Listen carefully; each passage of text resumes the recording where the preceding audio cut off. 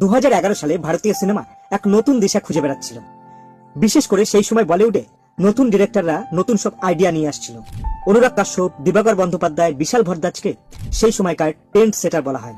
আর সেই লাইনে রকস্টার সিনেমার পর ইমতিয়াজ আলীর নামও ঢুকে যায়। রোমান্টিক সিনেমা সুপারহিট সব সময়ের জন্য, কিন্তু সেটা রকস্টারের মতো সৃজনশীল, প্রতীকী আর বাস্তব পদ্ধতিতে এর আগে কখনো দেখা যায়নি। ছবিতে শাম্মী কাপুরের খুব গুরুত্বপূর্ণ একটা সংলাপ রয়েছে। ये बड़ा जानवर है, ये आपके छोटे पिंजरे में नहीं समाएगा, ये अपनी दुनिया बनाएगा।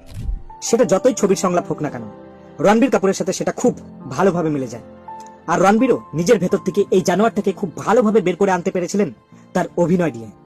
বাকিটা অ্যানিমাল রূপে বের করেছেন সন্দীপ রেড্ডি ভানা।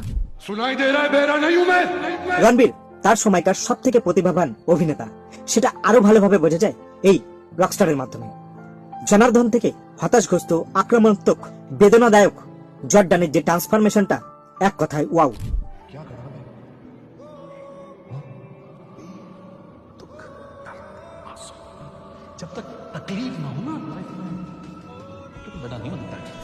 এই সিনেমায় কিন্তু আরো একজন হিরো ছিলেন, এআর রহমান, যিনি ছবি অনুযায়ী উপহার দিয়েছিলেন রকস্টারের গানগুলো।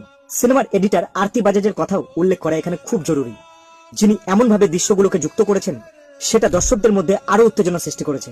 গল্পের দিক দিয়ে রকস্টার একটু দুর্বল হলেও রণবীরের অভিনয়, রহমান স্যারের মিউজিক আর ইমতিয়াজ আলী স্যারের পরিচালনার কারণে এই সিনেমাটি আজও আমার কাছে সেরা।